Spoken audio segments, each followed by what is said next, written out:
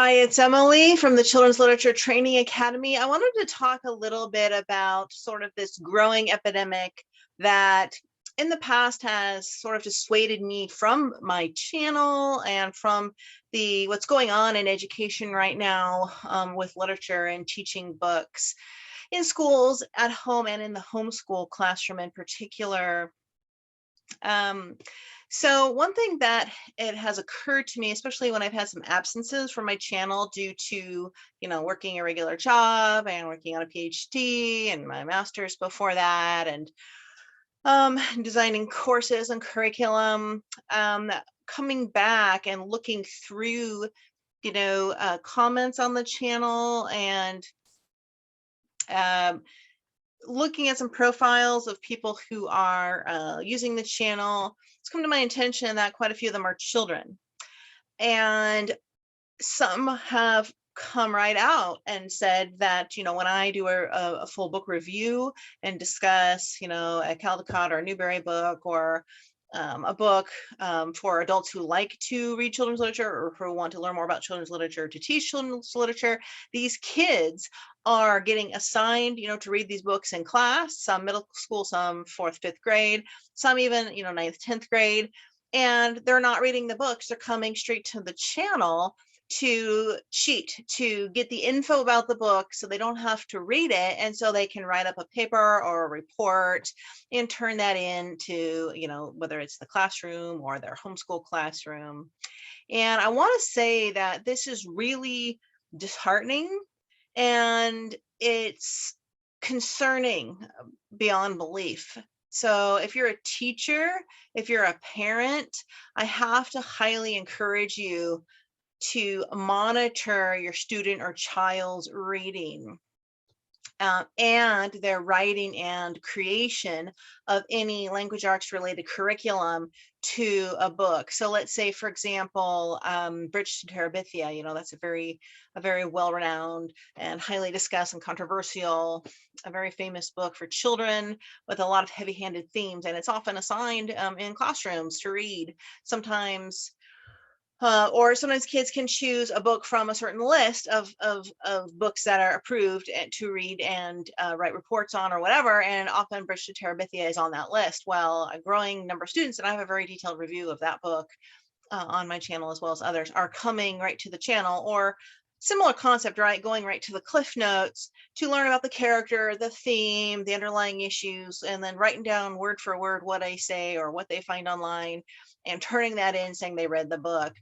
And it is just so concerning because of the fact that it's the purpose of assigning these books to read isn't about turning in a homework product. It isn't about the work. It's about the opportunity for learning and growth and engagement of the content material, underlying messages, and in the more broader scope, the discussion of the book as far as evolving, higher levels of learning. If you look at Bloom's taxonomy, where it's, a framework for higher levels of thinking that often teachers, such as myself, will design curriculum around, we have the different layers of learning. The earliest, the baseline layer is remembering, right? And then we get up into the higher levels of learning. Beyond that, we get into like analysis and synthesizing and creating and things like that. And so learning doesn't just take place from snippets and typing it out and turning it in. Learning has to do when you connect concepts, when you think deeply, when you compare and contrast, when you can absorb in the material and explore and discover, and then make connections to the past, the present, the future, and other bigger concepts. So there's so much to learn from reading great books, and it's not about the homework, it's not about the final product, and it's not about just reading to read, because just the act of just reading a book, here's your book to read, every week you have to read a book, and then no discussion, no work, no nothing, that isn't it's such a missed opportunity for engaging and developing on a higher cognitive level of intelligence in a growing child's brain. But also it's the study of language, it's the use of wordplay, it's seeing words on the page, how thoughts are put into words, and how descriptive writing brings a scene alive, which sort of increases the imagination and the scope of a child, an adolescent, even the ability to imagine a certain kind of a life for him or herself when he gets older. That all stems from the imagination. And when you read a book, you have the author's concept and thoughts put into words on a page to bring a whole world alive. And so, the aspect of assigning these books isn't just to read, just to get in your daily word count. It isn't just to create a product. And so, with the sort of, I don't want to say the invention of technology, certainly technology has helped learning and education in so many ways. But unfortunately, technology is a disadvantage to children in the classroom. Kids are using tablets now and computers in the classroom instead of books so much. And I know this because my younger son, who's 24 years old, he's in his graduate level program right now for elementary foundations teaching, and he's doing his internship in a 5th grade classroom, and he will next year be a full-time teacher in elementary school. However, they are using computers in there. They all have computers, they all have tablets. The teacher's not even using textbooks anymore. They're not even using, handout copies of The Whipping Boy or whatever book they're reading, the Teledespero they were reading last week. They can go on a tablet and read. And my son is telling me all the time, he's walking around the class and kids are on their little classroom tablets that are provided by the school, and they're on the internet, they're playing crossword games, they're not even doing their reading. And he's, in a position where he's not the head teacher, he's an assistant teacher. And unfortunately, the gal who's the teacher is in her 70s. She's in her last year. She's going to retire, and she's old school, but she is disability. She can't get out of her desk. She's very low key, low stress. She just lets kids kind of do whatever they want, and it's driving him insane. And he's told her that they're not really doing the reading. They're playing on their tablets. The school assigned tablets that they could use in class. And she says, oh, kids, there's not much we can do about it. And, it's shameful because of the fact that children are also learning this at home, right? So their parents are on their, you guys, if you're parents, you're on your tablets, you're on your phones, you're on your computers, you're entertaining yourself, you're probably multitasking, you're on a tablet or a phone while you're watching a TV or whatever. And, children are going to mimic that. And so there is growing debate and controversy over even doing audiobooks, over tangible books, over using software on tablets for preschoolers and kindergartens, where they can learn their ABCs and play these learning language arts games, because that's a whole other topic, right? But when you really get into they're using the tablets for entertainment. Some learning may be going on, but there's also a lot of shortcutting going on, and it's going to lead down the road to things, what I'm seeing now, which is kids, oh, I have a book report, I'm assigned to read this book, I'm in 9th grade, or 10th grade, I have to read The Great Gatsby or Of Mice and Men, or I'm in 5th grade, I have to read The Mysterious Benedict Society, or I'm assigned to read Stuart Little. I'm just going to go get some Cliffnotes, I'm going to go read a blog, I'm going to go onto, Kid Love Children's Literature Training Academy website or channel and learn all about the book, type up word for word what's said, or write it out and hand it over, and go back and play my video games and go play on my phone. And I'm only in 3rd grade, so it's a problem. It's a real problem, because when you talk about maybe 20, 30, 50, 60 years down the road, in some essence, there's a lot of literature now happening about how we're dumbing down future generations, shortcutting it when it comes to literacy. And so I really just want to say that I'm sure if there are no kids are watching this video right now, because kids are only looking for the book review videos. But I encourage you, if you're a teacher or a parent who's interested in children's literature and is responsible for sharing the message of books and learning from books and teaching books, whether it's in your home, in a homeschool, or in the classroom, I really encourage you to reevaluate what's going on with the rating. So, for example, what my son has befriended another 5th grade teacher in the same school down the way, even though that's not his his internship classroom, and she's not using the tablets in that class. She's not using the computers. And she also, unlike other schools or teachers who are, are saying, you have to read Stuart Little, for example, for homework over the next 2 weeks, and we're going to do like I don't know, write a paper about it, whatever, and sending that home for homework. She's actually having the students read the books in the classroom, the paper copies of the books. She actually goes to eBay or Etsy or and will come up with 25 copies of a book. And she's done this the last few years and accumulated enough copies to give out to her students. She makes them read in the class out loud, so they can't read on their tablets. They can't play on their tablets. They go around, they take turns reading. She reads to them. She stops and engages them with questions during. She has them keep a reading log or journal where they write their thoughts about the book after each read. And so this is also what I'm going to recommend to teachers, and if it's possible, and I'm going to recommend you don't just send them home with books to read. A little harder to get away with in high school. In high school, you have to teach writing and sentence structure and essays and things like that. So, but you can give them 20 minutes of reading time every day, and you can have them do parent observed reading logs where they have to have a parent observe the reading and sign and bring the form back every week, yada, yada. There are things you can do. And if you're a homeschooling parent, absolutely don't just tell your child to, here's your book, go sit down over in the other room and read while you're doing your chores or your own computer or your work. Or you need to see your child reading. You need to be reading something, ideally in the room with your child. You read a book of your own, a newspaper, magazine, while your child is doing his or her reading. You can even stop and engage the child with the reading. You can pose questions about what's going on. You can, engage in the reading for 30, 60 minutes a day, whatever you're doing. Sit side by side.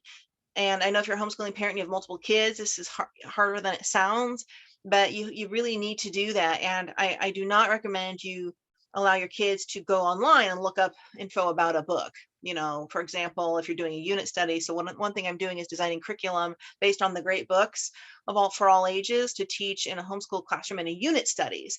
So right now, for example, I'm working on a unit study packet on teaching the very famous book, Make Way for Ducklings. And turning that into a unit study, you can incorporate science for the study of ducks and habitat and environment and geography, the city of Boston and the state of Massachusetts, where there's actually a statue, that has been put up in honor of this book, on and studying. You can, culinary arts. I have an activity in there for making homemade duck food and field trip and, all this language arts stuff. But there might be a supplementary link. Go ahead and watch this YouTube video by National Geographic, 10 great facts about ducks for kids. But that's a supplement to the book. And so this epidemic of what I'm noticing with children not reading books is happening more in middle school, high school, definitely than elementary school. But definitely, you have to monitor and make sure that your kids are reading the books and sit with them when they're writing their reports about the book, so they're not going on the internet. It's really, really more important than you think it is. And there's so much about this topic I could cover. I don't have time, but COVID has really heightened this problem because there was a year and a half kids were at home, and only a certain amount of time were kids forced to sit on a camera with their teachers, during the Zoom or whatever. And kids weren't really paying attention. They go play video games on their breaks, or they're learn to use the internet even more for their work. So hopefully getting back into the classroom, things are going to get back to normal. But there's nothing beats tangible paperback or hardback books in the classroom and for story time and at home, and reading with your child, watching your child, demonstrating that you read a whole lot to your child, and staying away as much as possible from e-readers and tablets for reading because of the distraction, and associating reading to be more about entertainment as well. So, but really, I think that learning is going to be best be assessed in a classroom instead of, read this book for the kids and write a book report.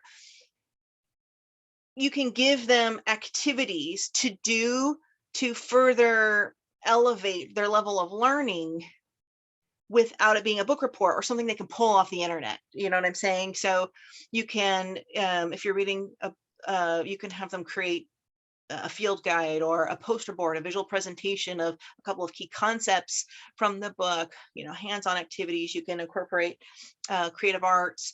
You can have them do compare and contrast between two character profiles, something that you can't find in the Cliffnotes, or something you can't find online about the book. You can have them write out a full, have them develop a character dossier, a whole profile about a character, specifics that they would only know if they read the book. You can have them have to do things where they have to find something inside the book and then write or create an activity based on it. So really you want to design your activities about a book to not be just a report, a summary. A summary is where if they have to do a summary, they're going to draw that information probably from this channel or online.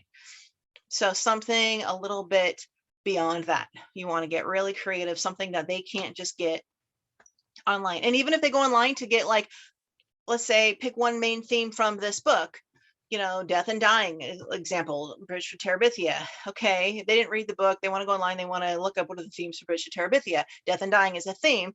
Now that they have a theme, okay, even if they got that from online, you need to have them associate that and draw in a connection to further evaluate what that means. If they're writing an essay, it has to be something about how the child interprets death and dying, how society should handle death and dying. How would you feel if you had a friend who died, et cetera, et cetera. So like something that they have to write about that isn't about summarizing the book, or some kind of a creative activity as well, or story sequencing if we're talking the younger grades. So I just wanted to give a little note on that.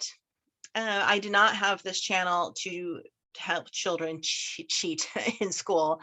My channel here all these years has been to educate adults on the mystery and the magic and the fascination and the beauty of children's literature, and rediscover children's literature for themselves, and how to promote it in the classroom and in the home, and on and on. Now, I'm not going to lie and say when I was an undergrad and get my bachelor's degree in literature many years ago, I did not use a lot of Cliffnotes, because when I was taking, British literature class and I had to read in one term, Jane Austen and Henry James and Emily Bronte, like 5 novels, and Charles Dickens, novels that are this big in 10 weeks. Yeah, now and even then I got through most of them. I would say on average, I might have been left with a small chunk of each book I didn't get to before we had to move on to the next, because there was just so much reading. But I'm not going to say I never use Cliffnotes, because that's college. Okay, we're talking heavy-handed, serious topics and drawing connections and patterns and analysis and literary devices and all this complicated stuff. But even that you can't do if you haven't read most of the book. So please, if you're a college student studying literature for children, don't skip the reading if you're an English major. Don't skip the reading if you're a literature major, and be getting all your info online and not reading the books. Because when it comes down to you teaching other adults about literature or children, and you skipped all the reading and cheated your way through, or even, gained help from online and skipped the reading, you are doing yourself a disservice. And I'm gonna be honest and say my son, go figure, has never liked reading, even as a child. Now I didn't go back to college until my kids were elementary school. I didn't actually get my master's until they were in middle school and on and on. They're grown now, but I was not as much educated on literary matters when they were young. But he's never liked reading. He's always hated reading. Middle school, high school, he was a classic example of a kid who wanted to SparkNote his way through every high school book. And when he got into his elementary education bachelor's degree, and they were, had classes on teaching literacy, they had to read the textbooks. He hardly ever read. Like, he'd read like the first 5 pages, and he'd go through the textbook looking for like they'd have a major essay to write. We're talking college, and he'd go through the textbook. This is on teaching theory. Let's say the class was, he'd like read the first 2 pages, the intro, he'd look for some highlights in the chapter, maybe a bullet list, and he'd go to the end and read the summary, and he would draw his paper from that, or go online and look for something on the topic and copy it down. And now that he got into graduate school and he has his master's teaching internship in 5th grade, and they're all reading all these books, and it's a problem. His homeroom teacher, the 5th grade teacher who he's assisting, told him probably into his first term of the internship that his reading skills are not on par for an elementary school teacher.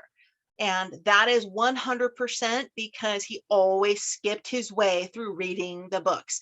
I'd say middle school through high school into bachelor's. And I told him for years, because he still lived at home all that time, and he did not listen to me. And it has been obvious. So he's actually had to go back and do some like speed reading exercises and videos, and because he still hates reading to this day. So it's a concern when you get elementary teachers that don't like reading as well. So I'm just telling you, that's what happens. That's what happens when your kids are not really reading the books and doing homework or assignments, that they're using technology to help them through it. So don't let that happen to your students or your kids. Anyway, thanks everybody for watching. If you have any interesting comments, I'd love to read it. I'm going to try to keep up with this channel. So I have a few reviews I'm going to put up. One now about Gerald the Giraffe, a book about diversity, and I hope to see you next week.